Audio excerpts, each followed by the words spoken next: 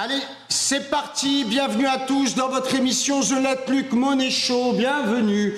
Soyez en tout cas les bienvenus, installez-vous correctement, prenez ce que vous voulez, café, thé, couscous si vous en avez envie. Vous êtes dans The Let Luc Money Show, c'est le 18e si je ne m'abuse.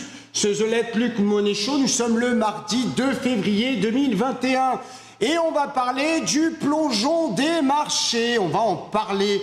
Alors c'est vrai que vous êtes là parce que vous, en tout cas, vous croyez à cette baisse qui est naturelle. Vous êtes là parce que vous avez peur de cette baisse.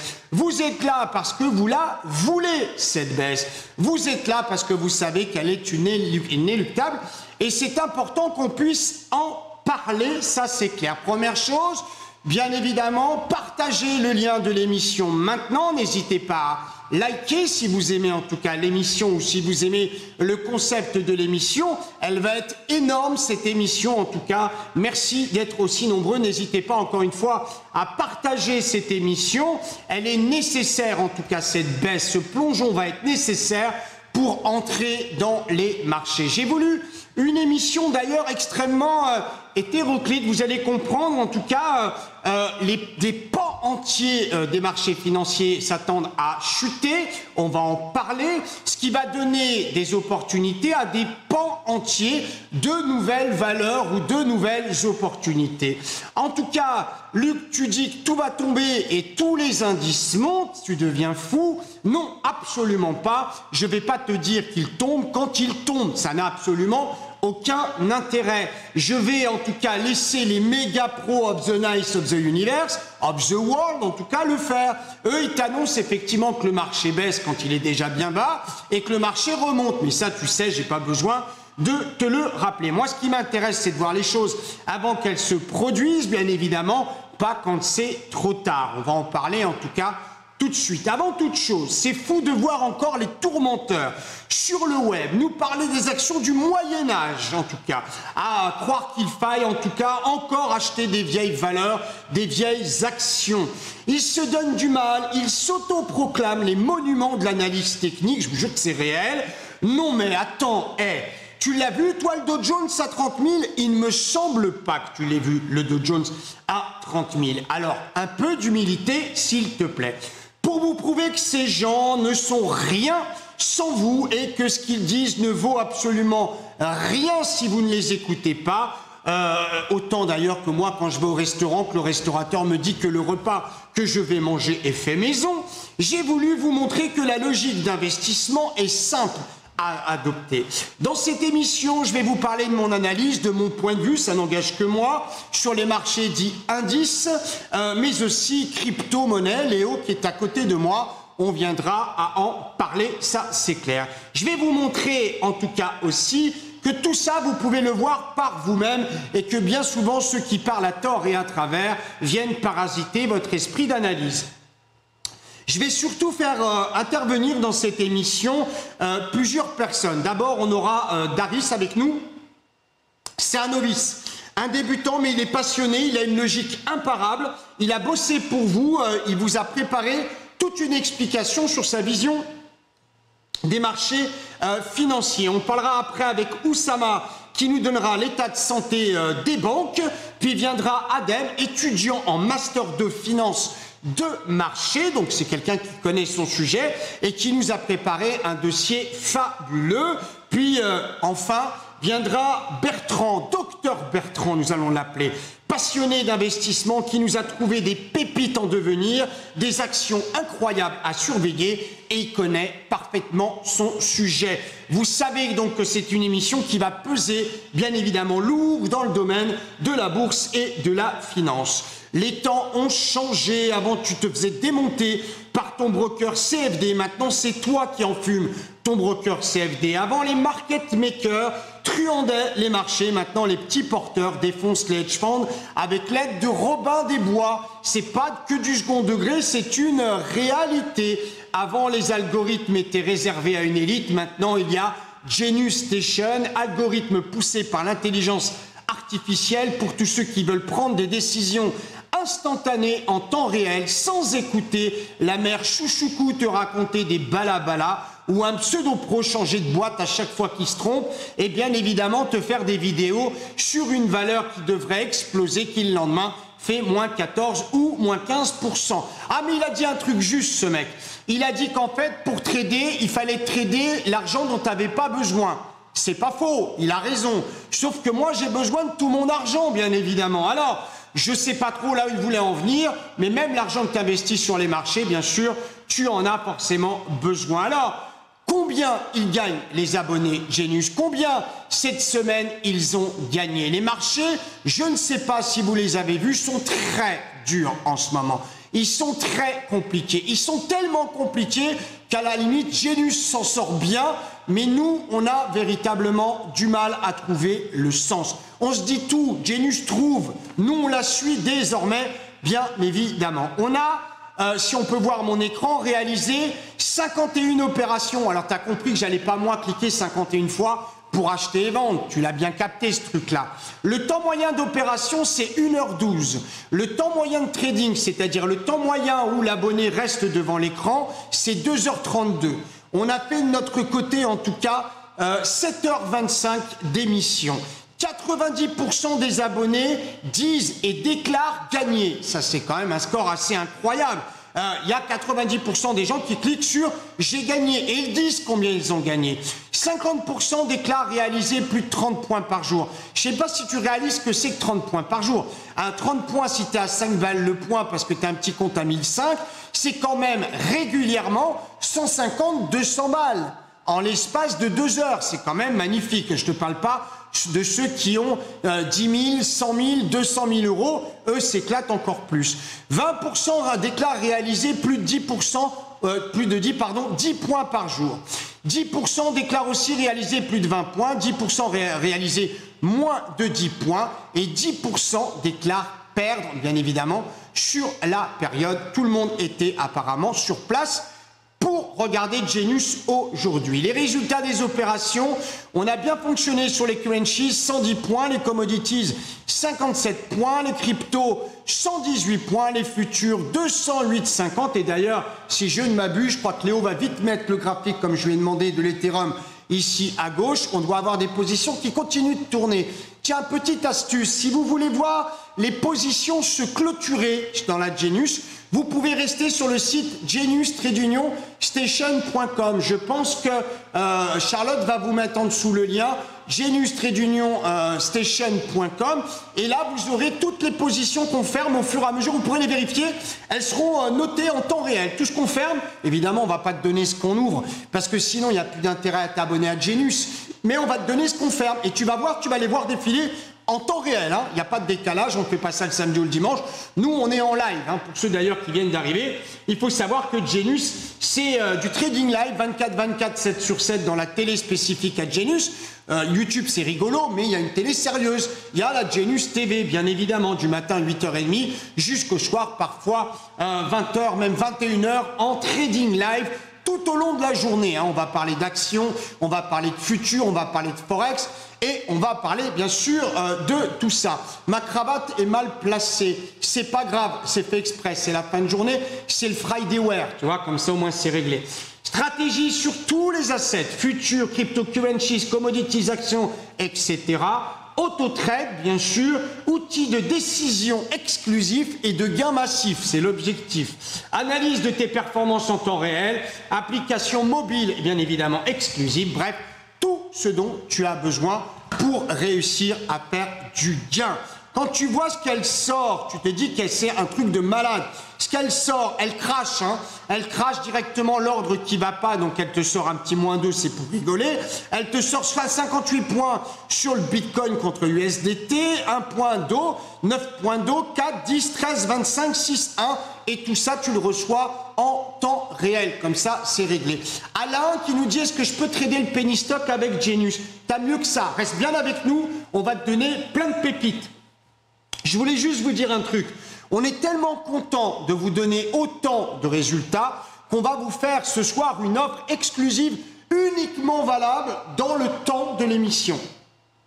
Vous savez qu'on est très généreux et vous savez par exemple que ce soir, si vous avez reçu le SMS, on vous offre le doublement de votre abonnement. Si vous ne savez pas ce que c'est que Genius, vous prenez une semaine, on t'en offre une, ça fait 2. Si tu veux t'abonner un mois, on t'offre un mois supplémentaire, ça fait 2. Un trimestre supplémentaire, un semestre, une année, bref, tu l'as compris, on multiplie tout par 2. Comme ça au moins, c'est réglé. Genius, c'est juste incroyable. Je vais vous le démontrer, bien sûr. Vous allez comprendre comment ça fonctionne. Et ça va être terrible. Bref, Genius, tu l'as compris, c'est ce qu'il te faut. On va parler dans cette édition, bien sûr, avant même de vous dire ce que je vois sur les graphiques, on va parler rapidement de YouTube. YouTube, c'est sympa, mais YouTube présente un handicap certain. Figurez-vous que les six débiles mentaux qui sont là, parce qu'il n'y a pas d'autre mot, hein, ceux qui dislike, ils n'ont pas vu l'émission, ils ne savent pas de quoi on va parler, la seule chose c'est que leur ego est quand même très disproportionné. Ces six débiles-là, en fait, non seulement ils dislike, mais en plus ils signalent les vidéos de la TV For Money, parce que s'ils ne font pas, ils n'existeraient pas. Ça, il faut le savoir. Et puis, les 6 qui sont là, en définitive, disent à YouTube que dans notre contenu, on a du contenu qui est véritablement, comment dit-il, du contenu offensant. Donc, YouTube, avec son robot, stoppe la diffusion de la vidéo et va chercher si c'est vrai ou c'est pas vrai. Ils disent aussi qu'on parle d'options binaires. Comme ça, tu vois, ils sont 10, tu vois les tarés là. Au lieu d'essayer de communiquer avec nous parce qu'ils ne parlent pas notre langue, eux, ils mettent des pouces vers le bas, ils connaissent rien et ils signalent la vidéo. Je vous demande une chose, mettez des pouces vers le haut si vous voulez que TV For Money continue d'exister. Mettez des pouces vers le haut si vous voulez qu'on continue à faire des émissions pour vous prévenir des saloperies que les 11 vous font bouffer tous les jours. Mettez en tout cas des commentaires dans la vidéo en dessous pour que Genius et TV For Money continuent de vous donner tout ça en temps réel et vous expliquer les arnaques de ces salopards. Il n'y a pas d'autres mots, comme ça, c'est dit. On va parler de ce qu'on voit actuellement dans Genius. Je vais d'ores et déjà, bien sûr, rafraîchir mes graphiques qui sont de temps en temps modifiés par une petite fée coquine qui doit changer mes paramètres, en tout cas, dans mes graphiques. On va parler des choses évidentes. Je vous jure d'une chose. Je vous promets une seule chose. C'est que tout ce que je vais vous dire ce soir, vous allez le prendre, je vais vous le donner et vous allez être capable de monter d'un étage pour faire votre propre analyse du marché. Je vous le promets. Je vais vous parler des choses hyper faciles que vous devez véritablement savoir pour tenir la pige à tous les tarés qui passent à la télé ou qui passent sur YouTube et qui ont des trentaines de milliers de vues pour vous raconter absolument tout et n'importe quoi. Ouais, je suis un peu en colère parce que ces gens-là n'ont pas de visage. Ce sont des petites filles cachées dans le fond de la récréation et qui font leur saloperie en cachette pour dire à YouTube, s'il te plaît, ne montre pas Luc, ne montre pas la Genius, s'il te plaît, il va faire gagner de l'argent aux gens que je veux dépouiller, forcément. Tiens, t'en veux une belle? Tiens, on peut avoir le générique du hater du jour, s'il te plaît. Le hater du jour, mets-moi un petit coup de générique, tiens.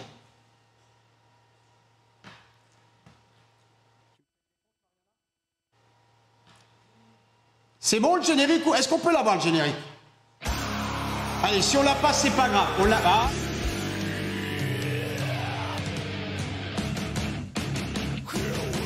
Il est bien le générique. Tiens, regarde.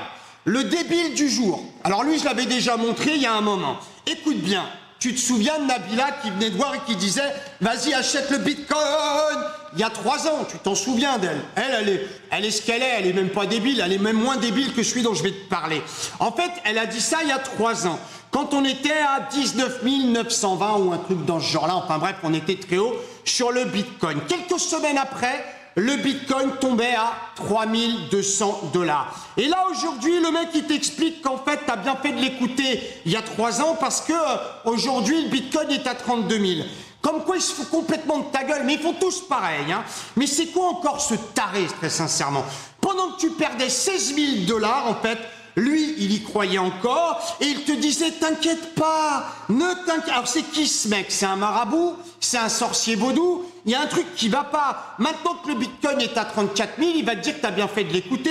Mais qu'est-ce que tu as fait pendant toutes ces années où tu t'es fait défoncer de 500 fois de ce que tu avais effectivement investi? T'en as fait quoi? Il sait pas ce que c'est que lui, le Max Drodon.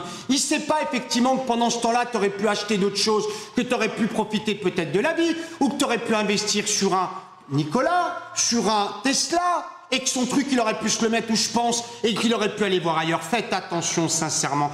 Faites attention. On y va? Mes écrans, s'il te plaît, juste là-haut. Mes écrans, s'il te plaît, juste là-haut. Mes écrans, s'il te plaît, juste là-haut. Voilà, c'est mis.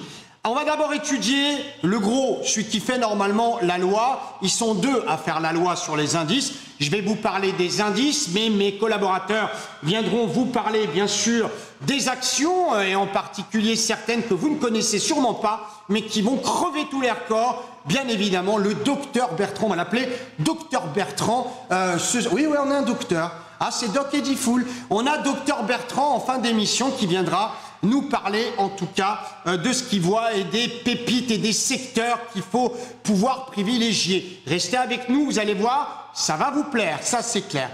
Si je vous parle du Dow Jones et qu'on l'analyse ce Dow Jones, si on le prend sur, on va dire, pourquoi pas, allez, 4 heures. On va donc parler des jours à venir, pas des semaines, des jours à venir. Quand tu as ça devant les yeux, tu te dis que le Dow...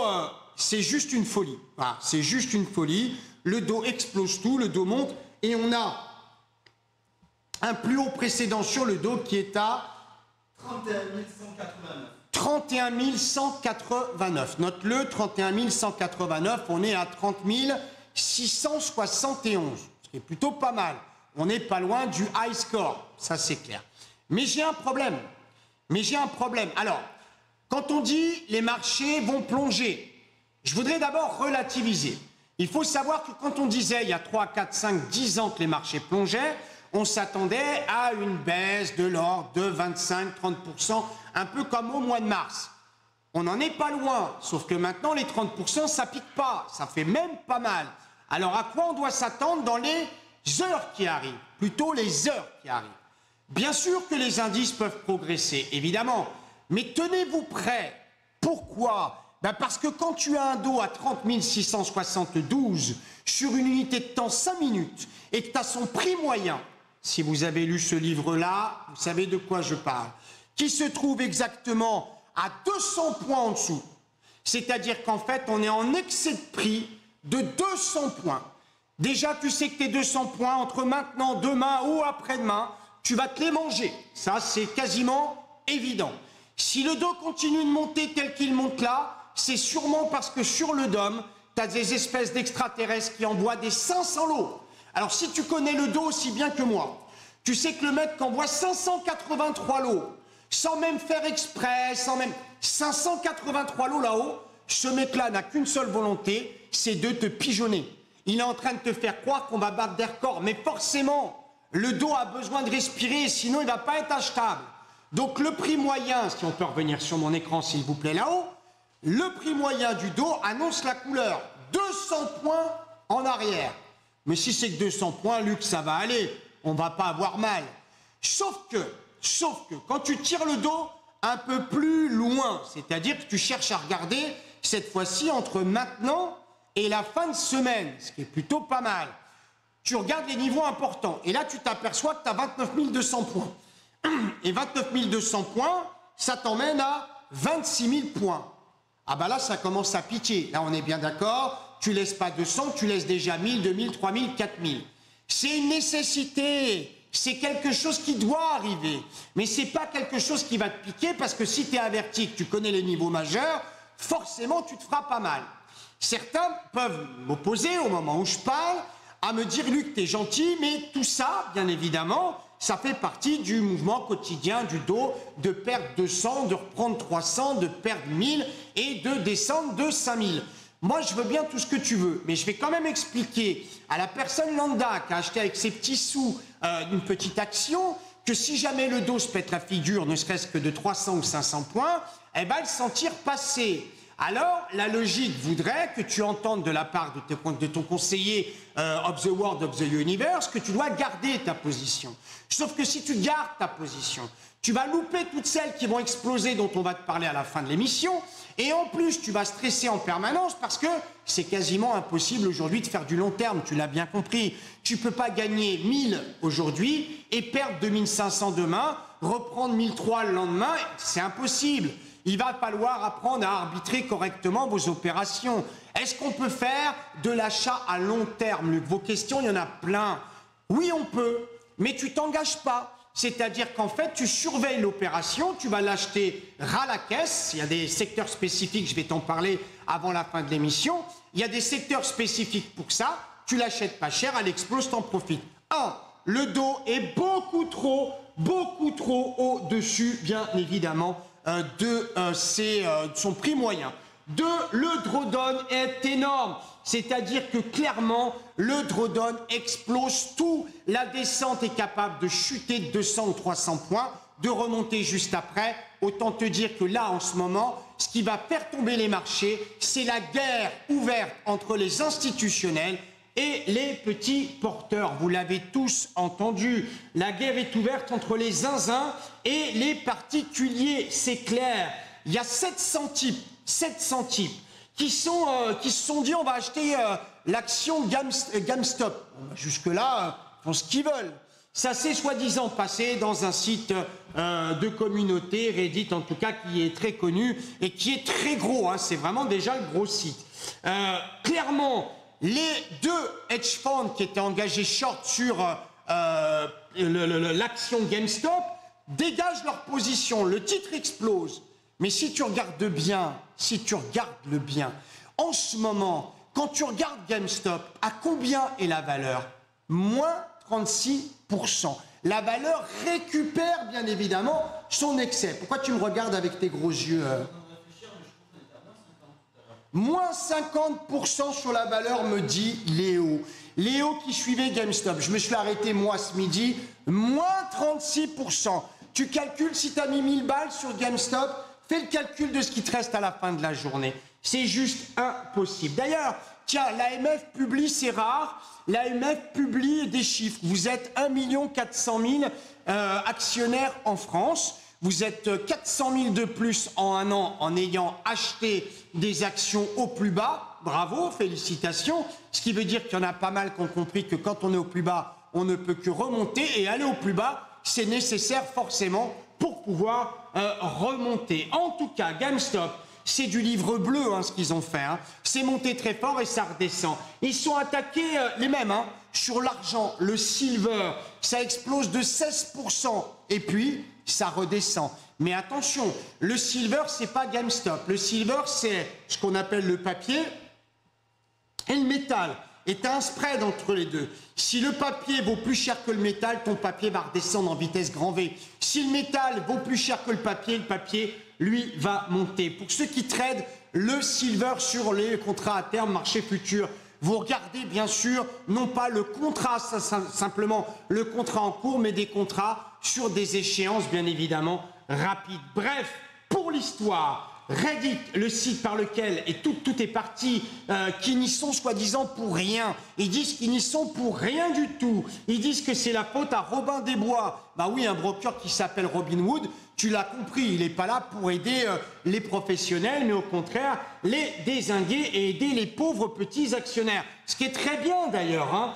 Le CME à Chicago vient d'augmenter la marge sur le silver, ce qui veut dire que toi, si tu voulais faire du silver, tu l'as in the baba. En tout cas, clairement, ça n'a pas été bon pour tout le monde. La Fed aussi qui dit qu'ils sont dépassés par ce qui vient de se passer sur le silver au moment où ça part. Et les mecs viennent sur YouTube, ils viennent dans votre TV, vous parlez d'un titre qu'il faut absolument acheter. Tiens, je croyais que le conseil était interdit d'ailleurs dans la télé, en tout cas à titre public. Et bien sûr, ce qu'ils t'ont conseillé d'acheter perd 13% le lendemain. Comme ça, au moins, c'est réglé. Allez, trêve de blabla. On finit avec les autres indices que je vous ai réservés. Je vous ai parlé du Dow Jones, le Nasdaq. Restez bien avec nous, mes invités arrivent d'ici quelques secondes et vont vous détailler pourquoi ces marchés peuvent effectivement chuté. Le Nasdaq est à 13 459 quand le moyen est à 13 390. On est 60 points au-dessus. Petite respiration attendue sur le Nasdaq. C'est donc pas dans les 5 minutes que ça va jouer. Le Nasdaq, ce qui est énorme, c'est ce qu'on voit sur les grosses unités de temps avec un Nasdaq qui peut remonter très vite à 13 550. Attention, là, ça va être dur. Si jamais le Nasdaq se pète la figure à 12 700, vous allez me dire effectivement que c'est 1000 points en dessous, mais c'est que dalle aujourd'hui, 1000 points. On redescend et on ira flirter avec les 11 000 points. Soyez prudents, s'il vous plaît. Soyez prudents. Le Nasdaq, beaucoup trop haut par rapport au prix moyen, mais le Nasdaq peut continuer encore quelques jours à monter pour après mieux se vautrer. Le DAX, pour ceux qui traitent le DAX, tiens, le DAX 13 840, on est à 13 780 sur le moyen. Petite descente du DAX, c'est pas ça qui va m'intéresser. Sur le DAX, qui va m'intéresser, c'est les 13 320 points. Ça peut arriver très vite. Ça chute 13 320. On se retrouve au carré à 11 600 points. Vous êtes prévenus. Vous faites ce que vous voulez. Et enfin, pour finir, le gros, parce que celui-là, il se marre pas. Hein. Je suis là quand il commence à éternuer. C'est toute la planète bourse qui éternue. C'est le SP 3831. Son moyen est à 3813. Il va forcément rapidement respirer. Et si lui respire, tout va respirer. Bien évidemment, sois prudent. Le SP, qu'est-ce qui peut devenir? Ben pour les puristes, tiens, ceux qui font un peu d'analyse chartiste, vous êtes en bottom, bien évidemment. Il y a possibilité pour que ce SP, il nous fait croire qu'il peut monter assez rapidement à 3860 points. Attention au SP, si jamais on se descend à 3800 points, c'est 3780, puis 3700 points. Et le SP, quand tu le regardes bien, il a la capacité de redescendre assez rapidement à 3640 points. Je vais commencer, écoutez bien, hein, j'ai fait un truc ce soir un petit peu atypique. On va commencer par aller chercher quelqu'un qui est relativement débutant. Vous allez me dire, Luc, t'es fou. Non, c'est un débutant passionné. C'est-à-dire qu'en l'occurrence, il aime ce qu'il fait. Il vous a trouvé, en tout cas lui, des raisons qui l'effraient sur les marchés financiers. Il s'appelle, en tout cas, Daris. On va aller le chercher là et il va nous expliquer sa vision, en tout cas, des choses. Il va nous expliquer pourquoi lui, il voit, en tout cas, les marchés plutôt vendeurs. Je l'appelle tout de suite. Est-ce que là-haut, on peut me dire déjà, on va entendre Daris d'ici quelques secondes. Est-ce que Daris est avec nous? Je suis avec vous. Bonjour, monsieur. Génial. Bonsoir, Daris. Comment ça va? Ça va très bien, merci. J'étais en train de regarder. Formidable. Ça va beaucoup bien se passer. Vous voyez les super jeunes, Daris, c'est un passionné. Et j'ai voulu qu'il vienne avant les pros, hein, parce que c'est vrai que lui, il débute.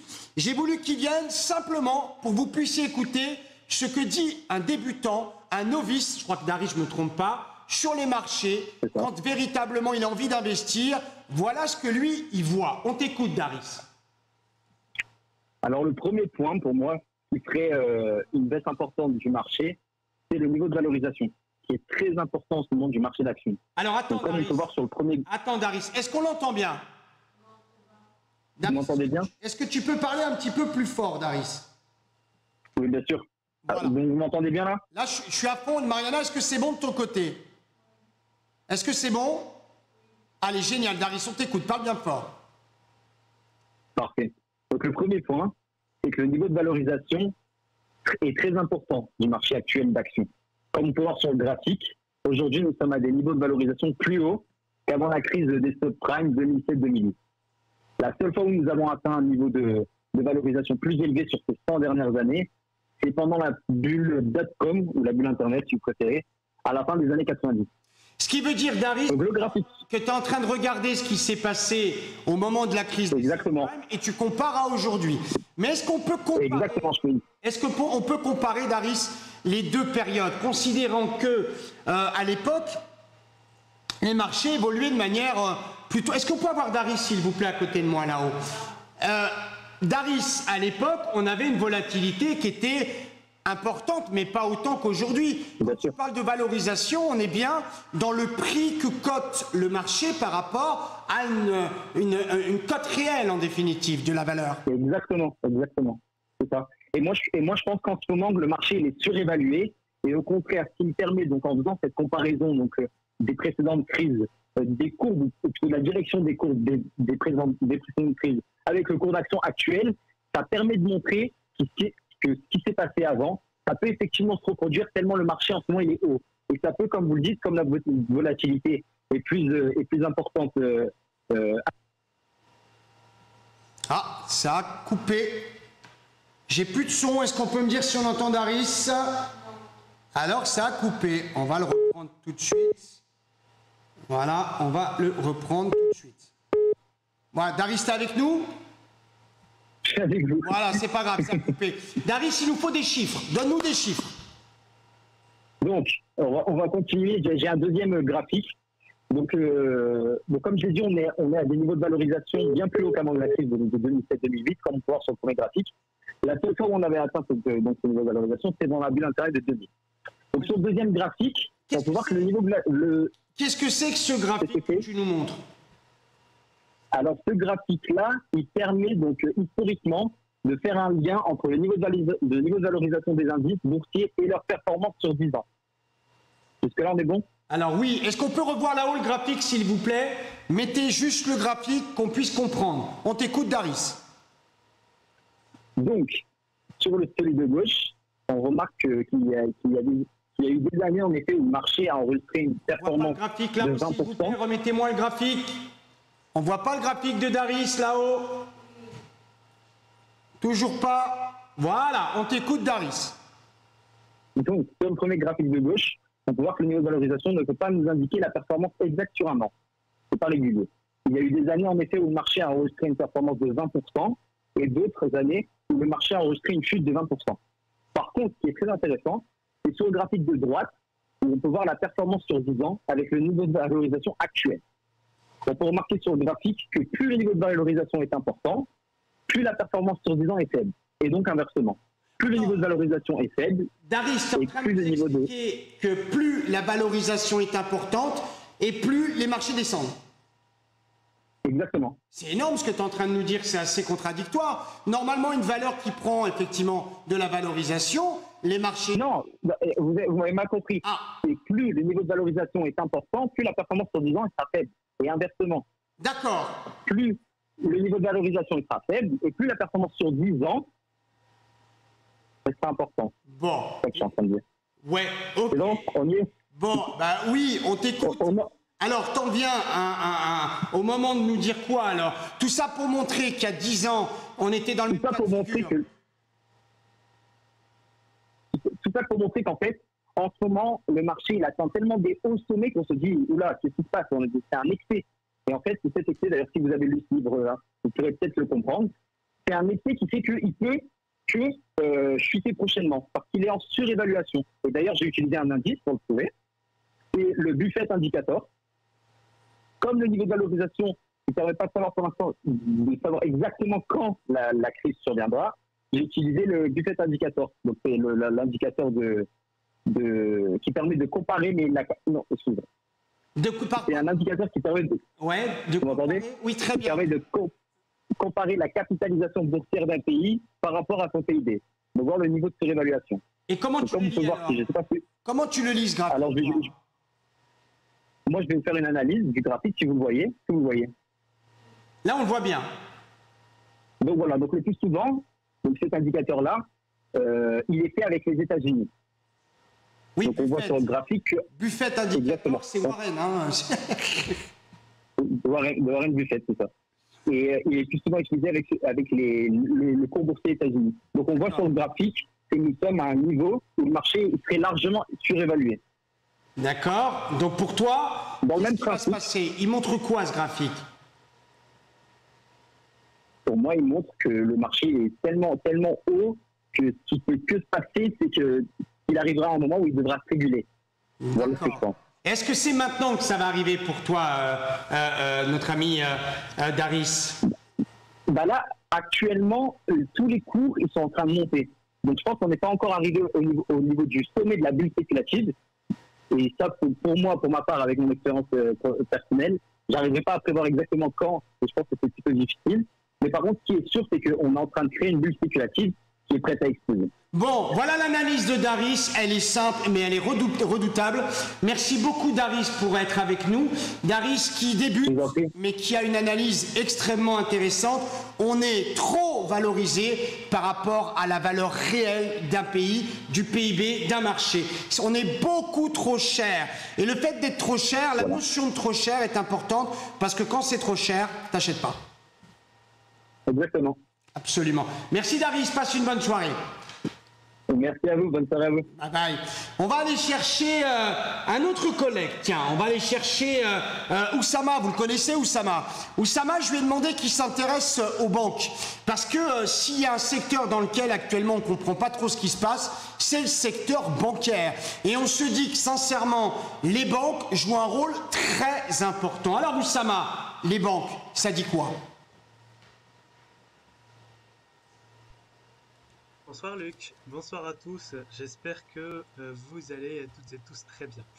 Alors les abonnés de la Genius me connaissent très bien, hein, donc on se voit toutes les semaines, mais pour ceux qui n'ont pas encore rejoint la Genius, hein, donc je vais commencer par me présenter bien sûr.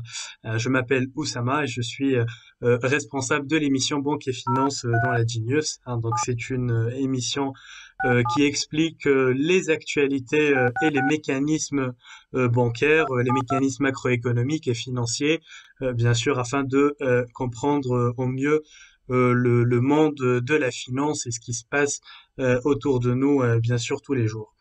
Et par ailleurs, je suis également donc président de l'association économiste de la Sorbonne. Voilà, donc dans cette émission de ce soir, hein, donc le Luc Money Late Show d'aujourd'hui, bien sûr, on parle d'un possible plongeon de la bourse.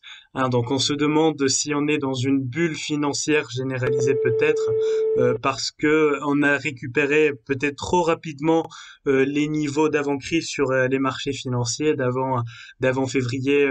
Hein, c'était dans l'espace dans quelques mois, alors que l'activité économique n'est toujours pas vraiment relancée comme avant la crise sanitaire.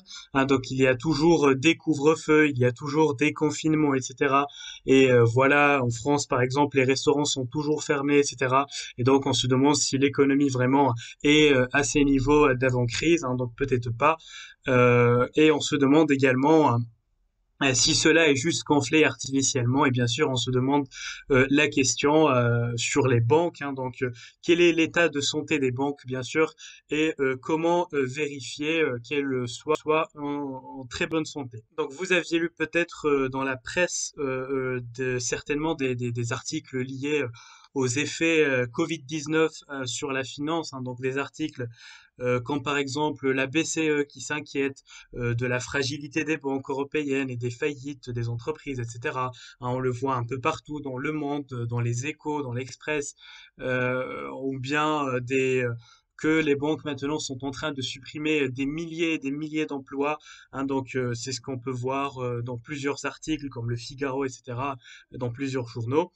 Euh, donc je cite par exemple le rapport trimestriel de la Banque centrale européenne, donc l'institution dirigée par Christine Lagarde bien sûr, qui appelle les banques de la zone euro à mettre davantage de côté pour anticiper les risques d'impayés de leurs clients.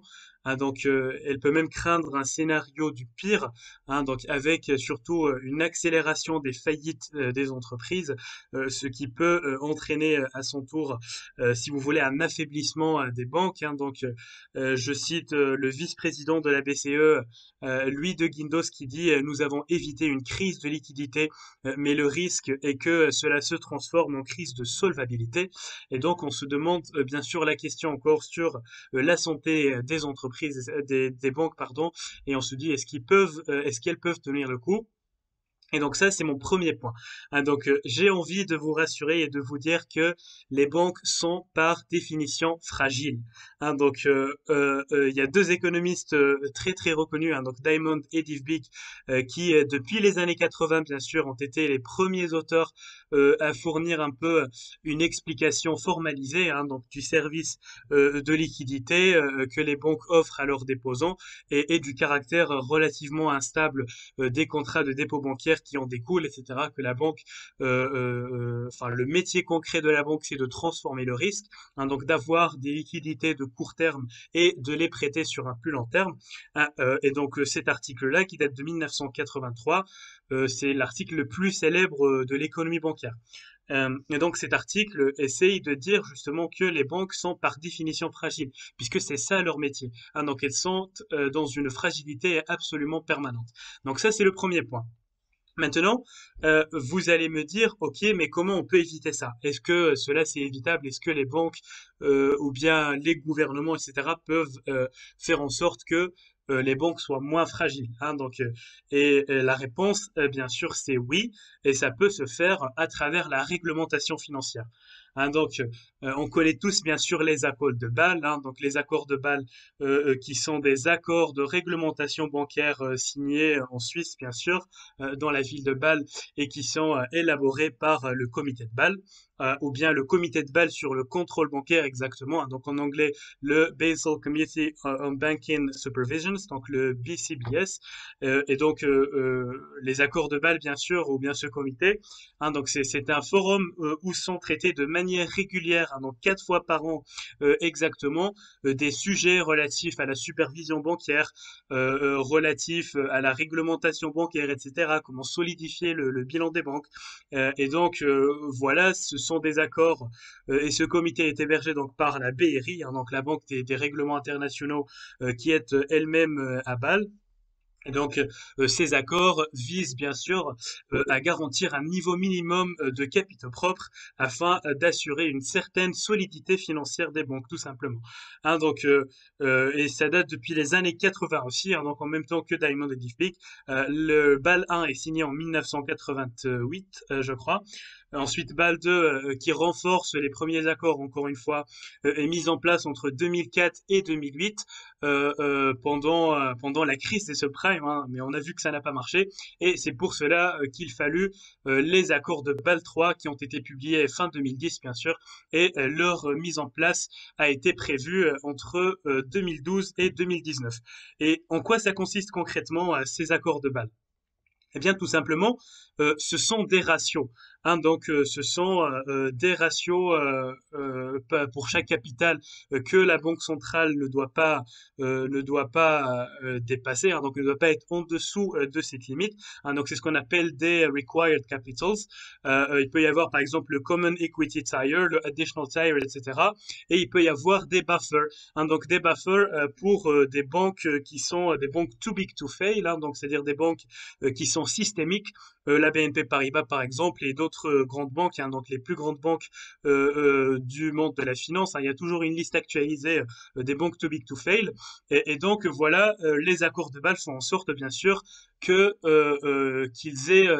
ces banques-là doivent avoir un capital entre 8% pour une banque normale, ou bien 10,5% pour une banque normale, et ça peut aller jusqu'à 20% pour une banque vraiment systémique, 20% bien sûr en pourcentage du risk-weighted assets, hein, donc des actifs auxquels on attribue un certain poids en fonction de leur risque. Hein, voilà, donc tous ces accords bien sûr font en sorte de comment dire, d'éviter le risque que la banque, que l'état de santé de la banque ne se dégrade, bien sûr.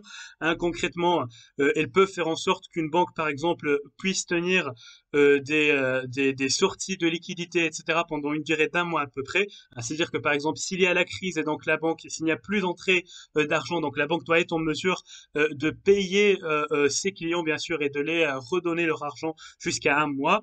Et voilà, donc tout ça, ça peut augmenter l'état de santé de la banque. Et enfin, bien sûr, le quatrième volet, c'est le volet du côté des gouvernements. Hein, donc non seulement la banque peut garantir les petits déposants jusqu'à 200 000 euros par exemple, ou 200 000 dollars pour éviter qu'il y ait de panique bancaire, etc. Donc le bank run en anglais, c'est-à-dire où les banques, où par exemple il peut y avoir juste une mauvaise rumeur que telle ou telle banque risque de faire faillite, et donc il va y avoir tellement de personnes qui vont vouloir tous récupérer leur argent, et rien que ça peut provoquer une crise pour cette banque, ou un manque de liquidité. C'est ce qu'on explique dans les émissions de Banque et Finance. Mais l'État, il peut aller loin, bien sûr, et il garantit les petits déposants. Donc ne vous inquiétez pas, quoi qu'il en coûte, vous serez remboursé. et même pour les grands acteurs de la finance, hein, donc pour les pratiquants de la finance, les traders, etc. Eh bien, le phénomène très important à savoir, c'est que maintenant, le risque, il est beaucoup moindre.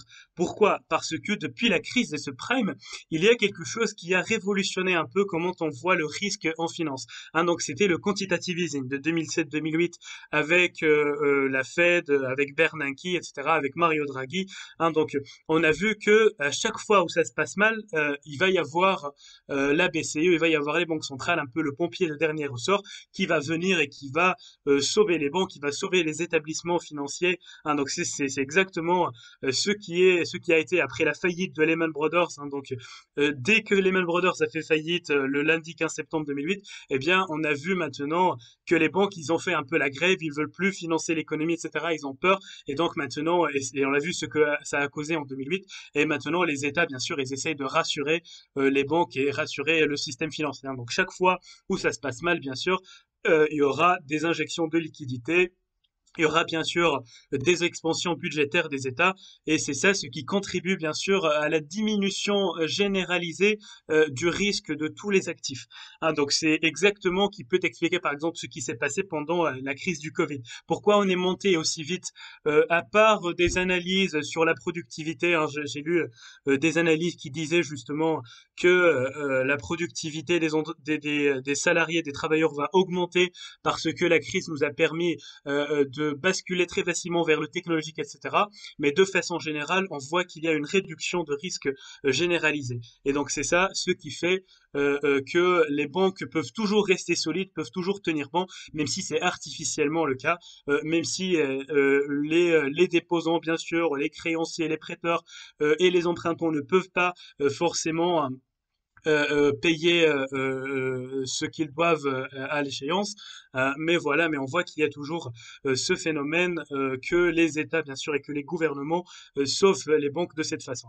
Donc moi, concrètement, je crois que les banques sont toujours solides et sont toujours en bonne santé, si j'ose dire.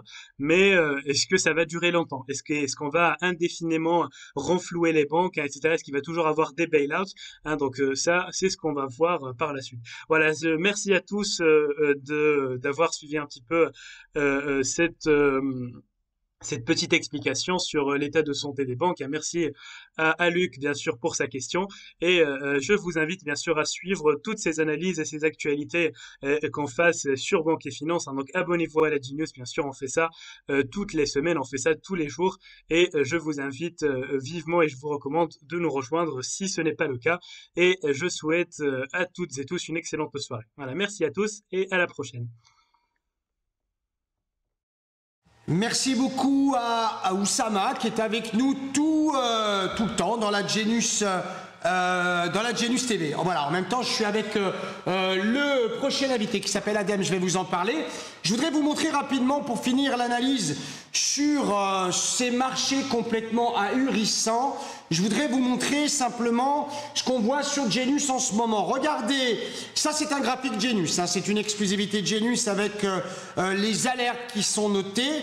Le prix moyen est à 34 415 quand véritablement on a un marché à 35 286. C'est bon, c'est Genius. Genius vous met toutes les stratégies directement sur les graphiques. C'est l'intelligence artificielle qui vous place tout ça sur les graphiques et c'est une exclusivité Genius. C'est parti pour notre ami Adem. Adem qui doit m'entendre. Adem, normalement, tu dois être là. Adem, est-ce que tu m'entends? Oui, je vous entends très bien. Vous m'entendez, vous? Bonsoir Adem, comment tu vas? Bonsoir, très très bien, et vous? Alors Adem, c'est le côté... Bonsoir au chat. Génial. Adem, c'est le côté, j'allais dire, étudiant de la force, puisqu'Adem étant Master 2 Finance de marché. C'est pas rien quand même. C'est ça, à Centrale Marseille. Absolument. Adem, tu vas nous donner ta vision des choses, toi, s'il te plaît. Adem, il a été fouillé et trouvé dans certaines valeurs la capacité de tout déchirer. C'est-à-dire qu'en fait, il veut des responsables, Adem. Adem, il veut trouver des coupables. Et Adem les a trouvés. On écoute, Adem. Alors, je vous ai préparé un petit PowerPoint. Je ne sais pas si on le voit à l'écran. Pas pour le moment, Adem. Bon. Regarde de ton côté, tu dois avoir un retour. Voilà, on te voit. Génial. Ah, c'est bon.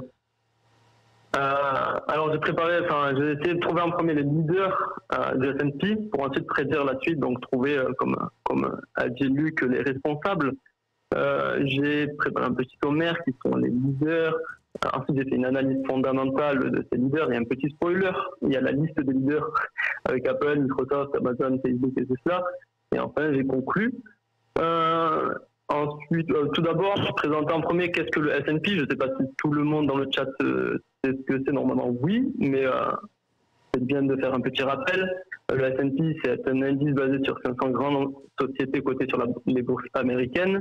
Le S&P, comment il fonctionne? C'est une pondération en fonction de la capitalisation boursière de 505 actions américaines des grandes capitalisations. Donc, comment trouver les leaders? Il suffit tout simplement de récupérer les entreprises ayant les plus grandes capitalisations. Donc là, j'applique la liste finale. Oui, dites-moi. Adem, les leaders, c'est en fait les valeurs qui vont faire la tendance, c'est-à-dire celles qui, si elles n'étaient pas là, la tendance n'existerait pas. Donc si on veut, exactement ça. On a trouvé les coupables. Alors ça, c'est super intéressant parce que même si vous n'investissez pas sur ces valeurs, en définitive, c'est celles-là qu'il faut surveiller, Adem. C'est exactement ça. Étant donné que c'est les plus grosses capitalisations, c'est elles qui mènent la danse. Si elles descendent, tout descend. Si elles montent, tout monte. Excellent. On t'écoute. Alors, je vous ai mis la petite liste. Dans le slide suivant, voilà. J'ai mis la pondération de l'indice, la capitalisation boursière de ces dernières, la recette annuelle, leur revenu net.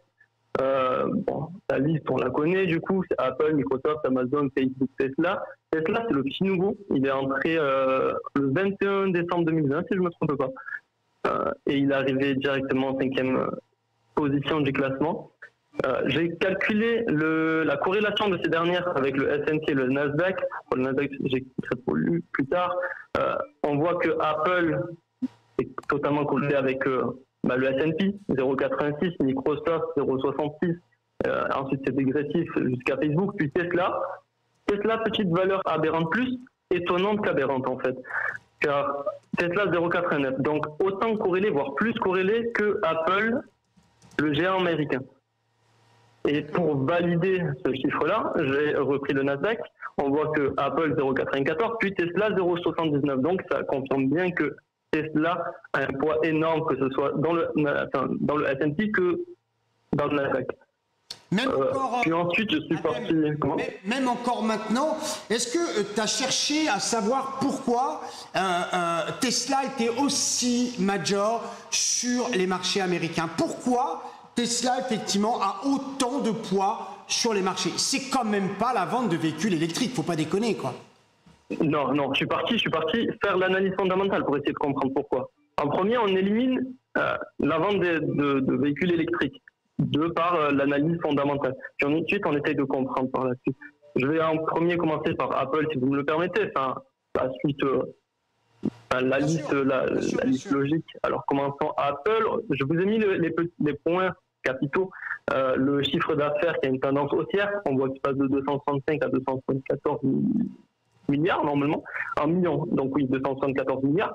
Une marge nette stable, des dividendes haussières, ça j'ai vérifié, le PER qui est très élevé. Très élevé, ça veut dire que c'est surévalué. Mais à la limite, pour Apple, on peut l'expliquer par l'image de marque.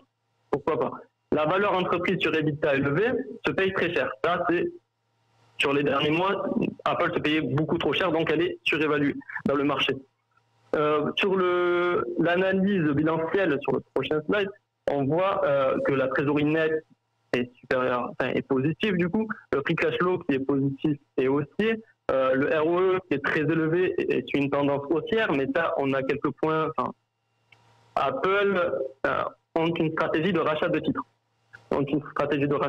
Et de suppression de titres. Donc le ROE est boosté artificiellement entre guillemets. Donc ils s'achètent. Mais vu qu'ils sont... Ils s'achètent. En fait. Ils sont en train de s'acheter, Adem, c'est ce que tu es en train de dire. Ils s'achètent. C'est ça, ils s'achètent et ils enlèvent des parts de marché. C'est ça. D'accord. Et vu qu'ils sont... Adam, Apple en fait a un soutien quand même de poids. Parce qu'aujourd'hui, quand on parle d'Apple, on parle aussi des banques. Et ce sont forcément... C'est ça, Goldman, par exemple, Goldman Sachs, qui ont tout intérêt à soutenir Apple, en fait. C'est exactement ça. C'est le principe du too big to fail. Il y a Goldman, BlackRock, les géants américains qui le soutiennent, donc ils ne veulent pas que Apple crash. Car si ça crash, tout crash. Oui, mais c'est super important ce que tu viens de dire.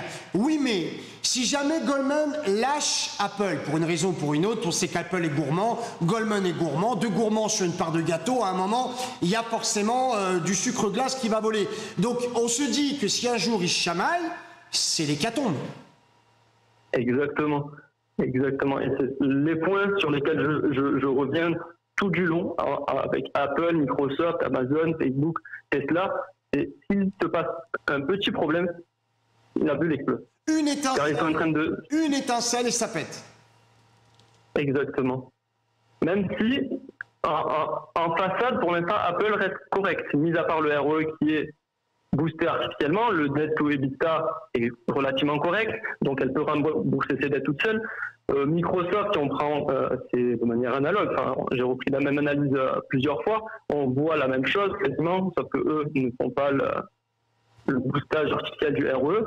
Je vais essayer de passer rapide pour arriver directement à Tesla, car toutes les entreprises, les 4 premières, c'est exactement la même chose. Le CA haussier, marge nette stable, PER, exactement. C'est pareil, sauf que Tesla est à part.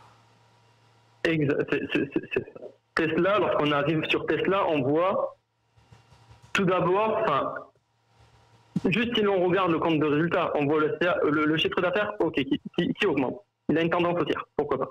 Puis ensuite, on arrive sur la marge nette, on voit qu'elle est négative. Là, on se dit, il y a un problème. Puis le PER qui a 1103, là c'est... Le PER, pour ceux qui ne savent pas, ça représente la cherté d'une action. Est-ce que l'action, lorsqu'on l'achète, est beaucoup trop chère par rapport à sa valeur, la valeur de l'entreprise, la valeur réelle de l'entreprise. Et là, on voit qu'il a 1103, ça veut dire que c'est vraiment des niveaux importants. Valeur entreprise sur EBITDA est exactement la même, 109, ça veut dire que l'entreprise, encore une fois, se paye cher. Je suis parti à faire une petite analyse concurrentielle pour essayer de comprendre. Et d'après mon Morningstar, le MOT, c'est un concept qui analyse le marché, entre guillemets. Est-ce que les concurrents, là, il nous dit que le MOT est non. Donc, c'est mis entre guillemets submergé par les concurrents. Ce qui veut dire que Tesla, a priori, qui avait une position dominante, risque de voir sa position dominante s'amoindrir et se retrouver face à une concurrence, et c'est pour ça que le titre est à risque en quelque part. Exact. Elle n'apporte rien. Elle n'a pas d'avantage concurrentiel. Adem, Tesla... Car il y a des géants derrière, oui. Tesla, quels sont les géants qui sont derrière quand tu dis géants? Je les ai mis un peu plus loin. Il y a Volkswagen, General Motors, BMW, Mercedes, Ford, c'est des noms assez connus quand même. Mais ils ne sont pas tous au point, il y en a beaucoup qui vont y laisser des plumes. Hein. On voit bien qu'il y a des véhicules ou des constructeurs automobiles qui se sentent pas bien du tout. Adam, je vais me faire l'avocat de Tesla. Tu sais que Tesla, Musk, c'est quand même un grand conteur d'histoire, sinon le plus grand conteur d'histoire. Il a déjà compris que ces voitures automobiles allaient souffrir. Il le sait. Il le sait, et ça c'est un truc, quand tu suis les actualités au quotidien, géopolitiques et macroéconomiques, il sait, Musk, que là, il est sur la pente descendante. Donc c'est assez troublant. Il a splitté son titre il y a moins d'1 an, on s'est retrouvé divisé par 3, ça remonte à 1000, c'est assez énorme. Pourquoi? C'est le bonhomme en définitive. Et Apple, c'était la même chose. C'est le bonhomme. Et le bonhomme, en ce moment, est en train de nous vendre quoi? Les véhicules taxis autonomes. Et il essaye de se récupérer sur les véhicules taxis autonomes. Et tout le monde croit à ça. Tout le monde croit à ça. Et ils y croient tellement fort qu'il a fallu simplement qu'ils parlent. Je ne sais pas si tu as entendu aujourd'hui Elon Musk qui parle du spatial et des vols, en tout cas publics, à partir du 4e trimestre 2021 pour que toute l'industrie aérospatiale flambe. On a Virgin Galactic, on a de l'Airbus, on a... toutes ces valeurs-là explosent. Le mec est un leader, c'est un cador, c'est un gars qui, quand il dit un truc, tout le monde le suit un peu comme un messie. C'est fabuleux. Exactement, exactement. Et c'est la conclusion de sur quoi repose la valeur actuelle de Tesla, enfin la valeur de marché actuelle de Tesla. Elle repose uniquement sur l'histoire. Sur l'histoire du personnage et l'histoire de l'entreprise. Rien de plus. C'est L'entreprise, en soi, elle n'est pas spécialement mauvaise, mais elle ne vaut pas ce qu'elle vaut actuellement sur le marché. Évidemment. Adem, merci énormément. Premier passage d'Adem dans la TV Fort Monnaie. Adem, tu restes bien avec nous. Et puis, on va te confier plein d'autres dossiers, des dossiers chauds. Et puis, on espère que tu restes très longtemps avec nous, Adem. En espérant aussi. Passe une bonne fin de journée pour le reste. À très vite, Adem. Bonne fin de journée, au revoir. Merci beaucoup à Adem, en tout cas, Adem qui nous a fait un superbe consensus à ce stade de l'émission. C'est les pépites, et elles arrivent, les pépites bien évidemment. On a affaire à un docteur qu'on connaît depuis relativement longtemps. C'est quelqu'un qui nous suit, c'est quelqu'un qui apprécie énormément la TV Fort Monnaie, qui apprécie énormément les émissions et bien évidemment ce qu'on propose, mais c'est pas n'importe qui. C'est quelqu'un qui véritablement a une connaissance du marché assez technique, parce que lui, il va pas s'encombrer avec des valeurs à la Merlin-Papin, des actions ou les j'allais dire, vous savez, les mammouths, comment j'ai dit tout à l'heure, les monuments du trading en tout cas, ou de l'analyse technique parlent, mais c'est quelqu'un qui a une vision des choses un peu particulière. Bonsoir, docteur. Bonsoir à tous. Comment ça va? Ça va très bien. En tout cas, voilà, Luc, je te remercie de m'avoir convié à ton show. Toujours un plaisir d'assister à cette émission. C'est partagé en tout cas, Bertrand. Bertrand, tu es là avec nous parce que toi, en fait, tu as une analyse un peu particulière. Oui, en fait. Que les marchés se défoncent, t'en as rien à faire. Par contre, ce qui t'intéresse, c'est de trouver ce qui va monter. Tout à fait. Alors moi, ma philosophie, bon, je vais me présenter. Je suis Bertrand Jouve. Je suis cofondateur d'un organisme de formation et de recherche qui s'appelle ACDP, qui a pour le but de rechercher des marchés en très forte croissance, donc dans certains secteurs, et d'aller identifier les pépites cotées sur ces marchés afin de profiter de leur croissance et du coup d'anticiper une hausse de prix. Voilà, on sait très bien que plus la croissance d'une société est forte, plus naturellement le cours va monter. Alors c'est quoi qui va monter, Bertrand? Quels sont les secteurs qui vont monter? On a eu une petite discussion il n'y a pas très longtemps et c'est vrai qu'on est complètement d'accord. Alors je vous préviens tout de suite, c'est pas parental advertising, mais c'est presque ça. En fait c'est hyper technique. C'est très technique. Donc écoutez bien, vous pourrez vous revoir en boucle la vidéo, en tout cas si vous le désirez. Bertrand, quels sont les secteurs qui vont pousser? Il y en a énormément. Il y en a énormément qui a un point où j'ai un collègue d'ACDP, parce qu'on a un petit forum, qui adore se mettre sur un ETF qu'on appelle le Disruptive Technology. C'est en fait un ETF qui a plus performé que le Nasdaq depuis 2 ans. Et c'est des technologies de rupture. Tout ce qui est smart building, énergie nouvelle, cybersécurité, nouveaux moyens de communication. Donc moi, je vais vous expliquer, j'ai retenu à peu près 5-6 thèmes de marché qui ont des perspectives de croissance assez fortes de 2021 à 2026, et j'essaierai de vous donner 2-3 sociétés par thème. Ah, t'es visionnaire, parce que tu vas loin dans l'histoire. 2021-2026. Alors on t'écoute. Oui, il faut savoir que il n'y a pas que des ETF, Bertrand, il y en a d'autres aussi. Non, pas du tout, non. J'ai la pression sur le chat là. Allez, on t'écoute. Regarde pas le chat, on t'écoute. Voilà, allez, c'est parti.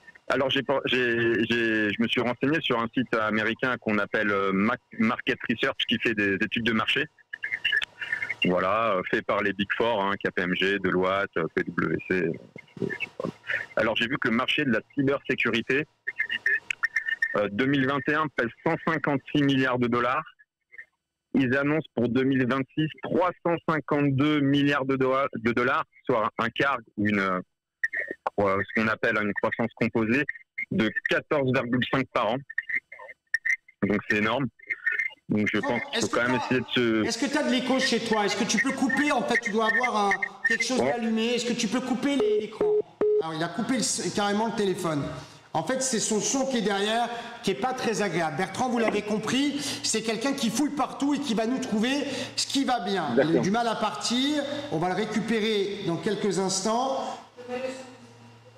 Voilà, non, tu ne mets pas de son d'ici, je veux récupérer Bertrand dans le téléphone. Est-ce qu'on peut récupérer Bertrand? Pour l'instant, Bertrand, si tu veux décrocher ton téléphone. Voilà, a priori, ça ne peut plus tarder.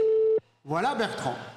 Oui, excusez-moi, voilà. Je vais couper le son de mon ordinateur, je vais t'avoir juste au téléphone. Juste, voilà, il ne faut pas que tu aies de retour. On t'écoute. Qu'est-ce qu'on achète pour pouvoir investir jusqu'en 2026? Voilà, alors nous on a fait une très très grosse position au sein d'ACDP, on a pris une superbe valeur qui pour moi a un très très bel avenir qui s'appelle CrowdStrike. Je ne sais pas s'il y en a qui sont dessus. C'est tout ce qui est cybersécurité au niveau du cloud. Donc ça sécurise tout le réseau. Il faut savoir qu'en fait les sociétés maintenant avec le télétravail vont faire leur propre réseau de communication, de messagerie, d'échange de dossiers par le cloud. Donc il faut sécuriser tout ça. Donc j'avais noté CrowdStrike qui est une très très belle valeur. J'avais noté une belle valeur française sur laquelle on performe bien qui s'appelle Wallix, qui a une très très belle technologie. Comment tu écris WALLIX. Superbe société, je suis déjà à plus de 70% déjà de gains. C'est vraiment une très très belle société. Tu as aussi alors une société, je pense, qui peut être d'avenir. C'est une société allemande qui a bien décroché parce qu'elle était de mèche un peu avec le scandale Wirecard, mais elle n'était pas trop impliquée dedans. Je pense qu'elle a été un peu sacrifiée à tort. Ça s'appelle Cyan Technologies, CYAN. C'est une société qui fait de la cybersécurité sur smartphone. On appelle technologie endpoint parce qu'on utilise un peu tout le temps les smartphones et les iPads. Donc c'est une technologie qui permettrait de protéger les téléphones et puis les iPads. Donc voilà, société en croissance. J'ai noté aussi, alors encore plein d'autres domaines, je vais vous dire. Alors il y a un domaine assez exotique que j'ai retenu, sur lequel il n'y a pas encore vraiment de société cotée, ne serait-ce qu'une, qui peut être française, qui s'appelle Polic Meunerie, qui sur un marché de l'entomoculture, Polic Meunerie. Alors P-O-L-I, c'est Meunerie. C'est en fait, ils font de la farine, mais pour les insectes. Parce qu'en fait, ce qui va se passer, c'est que en fait, on nourrit le bétail avec de la farine animale. Et ça pose un peu de soucis au niveau environnemental. C'est beaucoup émetteur de CO2. Du coup, on va faire des fermes à insectes, broyer les insectes pour les nourrir, pour nourrir les animaux, pour nourrir le bétail. C'est génial. En plus, tu as vu les céréales, Bertrand, ça explose. Ah bah oui. Moi, je t'avais dit, je sais pas si tu t'en rappelles, je t'avais dit d'aller sur Eurogerm. Tu avais un trader de blé qui avait dit que le blé allait monter. Et Eurogerm, il y a eu une OPA, là, on l'avait pris pas cher. Puis bon, là, un fonds l'a racheté. Le problème des pépites, c'est ça aussi, c'est que des fois, les fonds viennent viennent la prendre, quoi, parce que c'est rentable. Et toi, tu arrives, tu te dis que ça va exploser. Et puis non, tu as le grand fonds qui arrive et puis hop, qui la décote et puis qui la garde pour lui. Évidemment. Donc, alors, la ferme à insectes, c'est Poli, tu disais tout à l'heure, Poli quoi? Alors, c'est pas la ferme à insectes, ils font des farines pour les insectes, c'est encore mieux, c'est-à-dire que c'est la pelle et la pioche. C'est-à-dire que pour nourrir les insectes, il faut une farine très pure, et ce que développe Polic Meunerie. Voilà, je vous laisse aller voir sur leur site et sur YouTube, vous avez des interviews du directeur, c'est assez sympathique. D'accord. Voilà. J'ai noté ça. L'entomoculture, c'est assez important, c'est un marché qui disent qu'en 2025, alors aujourd'hui il est établi à 500 millions d'euros et il risque d'avoir une croissance de 19,2% par an jusqu'en 2025. Donc je pense que ça peut être un petit boom à prendre. Après on a quand même un gros secteur aussi que j'ai noté avec 2-3 IPO qui sont rentrés. C'est le secteur des fermes que je te parlais hier, des fermes connectées. Des fermes connectées par satellite. Exactement, en fait, des fermes connectées hors sol, c'est-à-dire en fait pas dans la terre, des fermes en sous technologie d'hydroponie, ok, donc qui permet et en fait c'est des fermes à zéro émission de carbone avec des toits en panneaux solaires, une éolienne à côté. Donc c'est vert. Qui est verte et du coup c'est pas dans la terre, donc il n'y a pas de pesticides, voilà. Donc ça, c'est un gros marché qui va croître. On a une belle société, alors qui c'est elle, introduite par une SPAC, Novus, qui s'appelle App Harvest. Ah, attends. App, A-P-P. Harvest. Harvest, A-R-V-E-S-T. Ouais, voilà, ouais. Une grosse société américaine qui, à mon avis, va peser du très très gros, parce qu'il faut savoir que Biden, c'est 1900 milliards dans le vert. Hein. Donc, il va y avoir un pote avec BlackRock. Hein. Il sait qu'il y a ce qu'il faut. Ils vont injecter du lourd dans du vert. Hein. Ils vont injecter du lourd et dans le vert, quoi. Donc je pense que c'est un secteur qu'il faudra vraiment pas négliger. Voilà, alors quand je parle de ferme, vous avez une super valeur. Alors elle, qui est norvégienne, il faut savoir que les Nordiques sont très à la pointe de la clean tech en ce moment. C'est Kalera, c'est une boîte norvégienne qui a fait une IPO il y a récemment. K-A, c'est ça? K-A-L-E-R-A. Notez, hein, les gars, notez les gars tout ça, parce que c'est vraiment des trucs très sympas. Donc IPO il n'y a pas longtemps? Ouais, Kalera IPO, alors sur le marché Euronext Gros Oslo. Il faut savoir qu'Oslo a été racheté par Euronext. De toute façon, Euronext, ils achètent tout, donc comme ça, c'est réglé. Hein. Euronext, ouais, ils essayent de lutter un peu contre le Nasdaq. C'est clair. Exactement. C'est clair. Voilà. J'ai noté aussi un superbe, alors comme je vous ai dit, l'explosion du télétravail voit venir une branche du cloud qu'on appelle les UCaaS, Unified Communication as a Service. Comme je vous ai dit, c'était les réseaux centralisés. Alors là, on a des grosses belles valeurs comme Ring Central. Bon, elle a déjà bien monté. On a des valeurs comme Cisco, qui sont un peu décotées. On a des valeurs comme 8x8. Ils ont mangé Cisco, hein. Ils ont mangé là. Ils sont pas bien. Ouais, mais je pense que ça peut être quand même une petite poche d'inefficience. Quand même, le marché est très porteur. C'est une valeur technologique. Il est de 24 milliards. Et en 2025, il devrait arriver à 50 milliards quand même. Donc on a quand même de la grosse croissance. Mais bon, les leaders sont quand même Microsoft, avec Google qui commence à pointer son nez. On a quand même le leader qui est Ring Central. Et puis derrière, on a une super société qui s'appelle 8x8. Je ne sais pas si tu peux voir le graphique. Alors, 8x8, ouais, c'est 8. Voilà, 8 and 8. 8 and 8, d'accord. 8 and 8. Tu l'écris 8x8 ou 8 and 8? Ouais, c'est 8x8. D'accord. 8x8, on va... Voilà, et là, je sais pas, j'ai vu des reportages, parce que j'ai un cousin qui habite aux États-Unis, ils vont plus savoir comment faire, parce qu'apparemment, les bureaux se vident à New York. Et oui, ils sont tous en télétravail. Tout le monde est bien sûr, ils sont tous en télétravail, et ils se disent, et les sociétés commencent à se dire, putain, le prix des loyers des bureaux et tout, on a peut-être mieux fait de mettre tout le monde en télétravail. Exactement. Voilà. C'est qui disait ça d'ailleurs? On a maintenant, avant on avait 26 000 bureaux pour 60 000 salariés, maintenant on a 60 000 bureaux avec 60 000 salariés. Exactement. C'est exactement ça. Mais 8, on voit d'ailleurs Industry News, ça cote sur le CBOE, c'est aux États-Unis, on l'a à l'écran, si on veut bien nous le montrer là-haut, on l'a à l'écran, j'ai le graphique. Il y a une petite reprise d'excès apparemment, parce qu'il y avait quand même un excès acheteur formidable au 27 janvier. Formidable. Énorme, hein. Formidable, mais vraiment très puissant. Sûr, hein. Et avec un potentiel, ça cote déjà depuis pas mal de temps, cette société. Ça cote déjà depuis pas mal de temps. Ouais. Ça cote depuis... Et puis c'est... Ah ouais, c'est énorme. C'est une valeur, pour vous expliquer, Bertrand, c'est une valeur qui cotait $16. Hein. Et aujourd'hui, elle cote $34. Tu vois, c'est le genre de truc que j'aime bien. Quoi. C'est vraiment le truc de... Ah bah oui, non mais... Là, c'est des valeurs. Si on a fait un peu malin en suivant les IPO, on peut se placer avant que le train ne parte. Hein. Exactement. Tous les grands fonds, d'ailleurs, se placent dans les... T'as la récupération d'une mèche, tiens. T'as un 36,02 vers un 38 qui est intéressant, bien évidemment. 8 x 8. 8 x 8. Voilà, donc j'ai noté ça. Voilà. J'ai noté aussi, comme l'a dit l'ancien intervenant, que les GAFAM, bon, elle est toujours... s'imposer, hein. Ça je pense qu'ils sont là pour durer, hein. Les Google, Amazon et surtout Facebook sont là pour durer un petit bout de temps. Amazon c'est pareil, hein. Une explosion du e-commerce qui est censé faire 15% par an jusqu'en 2027. Ils s'attendent, Facebook quand même, c'est ce que je disais à Léo tout à l'heure, on n'entend plus parler de Zuckerberg.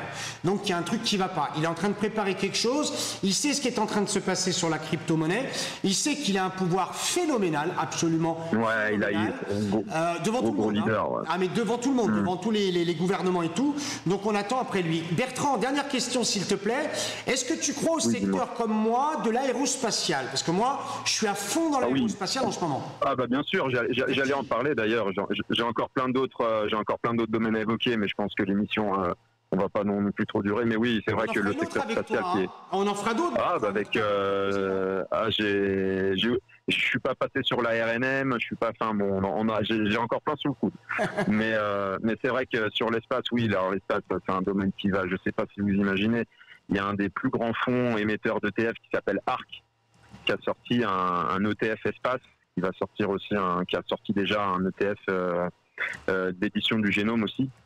Donc oui, l'espace, c'est phénoménal, avec les performances qu'on fait, je pense, tous les traders à l'aide sur Virgin Galactic ou des choses comme ça, c'était vraiment très impressionnant. Virgin Galactic, Bertrand, on en parle depuis une semaine, 10 jours 15 jours. Ah oui, mais avant ça a explosé, mais il y avait déjà... Tu sais, il y avait le Chamat, celui qui est Twitter, qui avait lancé la SPAC. En fait, il a introduit Virgin Galactic par la SPAC, $10. Hein. On pouvait les choper très. Les gens ont fait aux États-Unis, ils ont fait beaucoup d'argent. Bien sûr, absolument. Donc voilà. J'ai noté aussi. Est-ce que tu crois au secteur de la robotique? Parce que moi, je suis à fond dans la robotique. Oui, bien sûr, tout à fait. Ah bah oui, ETF robotique. Oui, bien sûr, tout à fait. La robotique.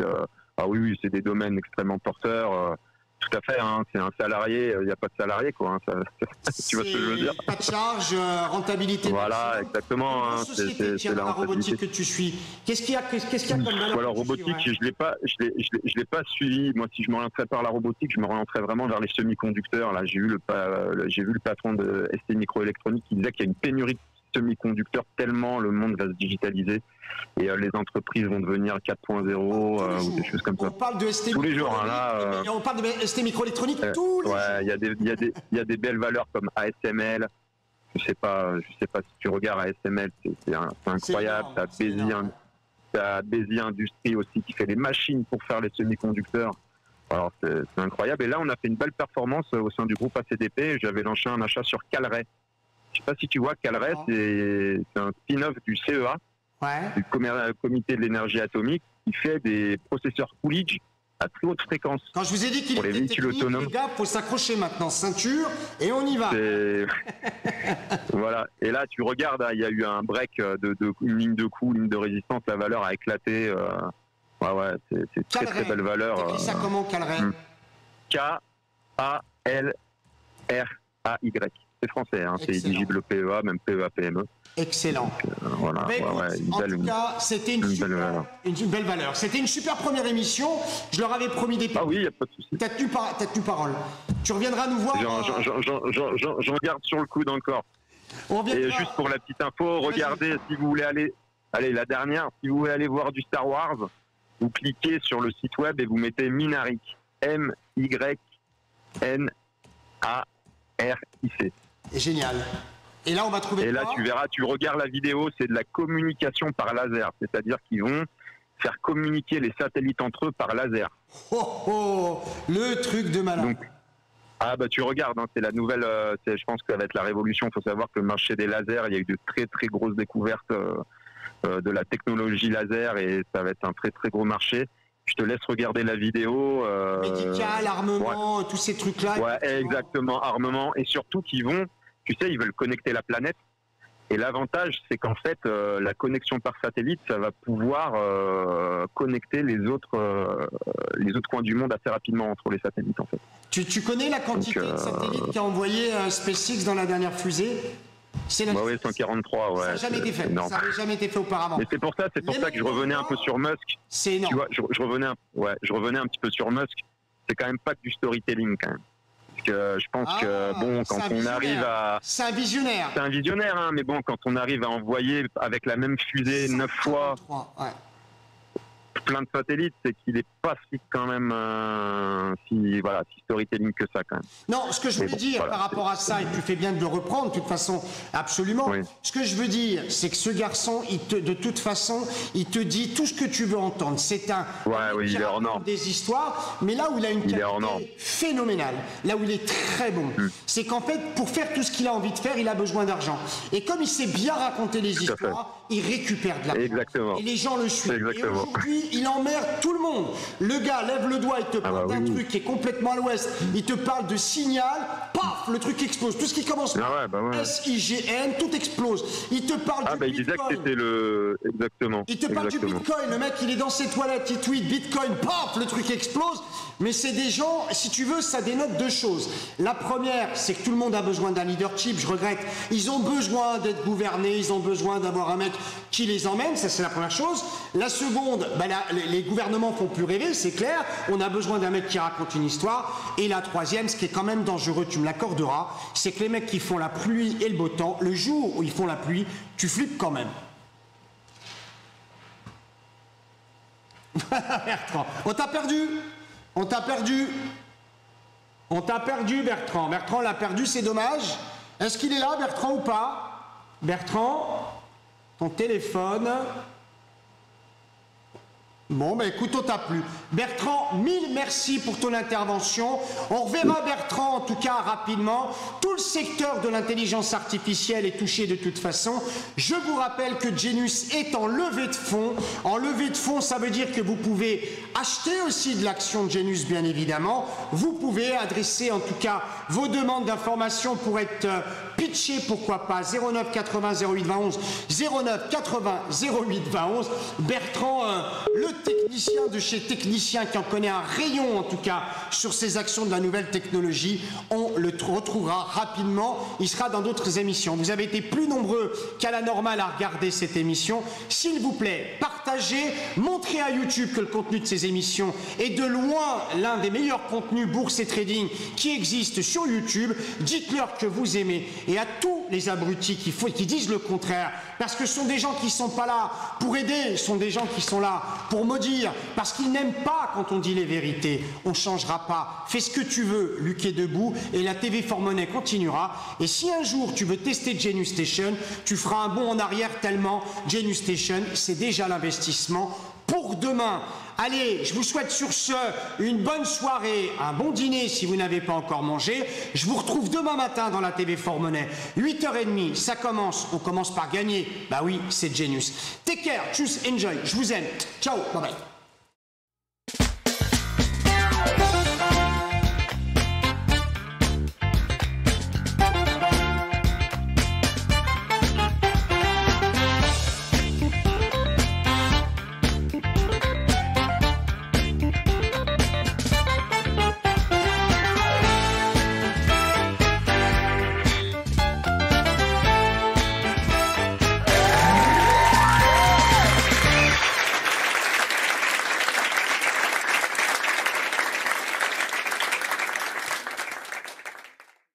Genius Station, Genius pour mobile.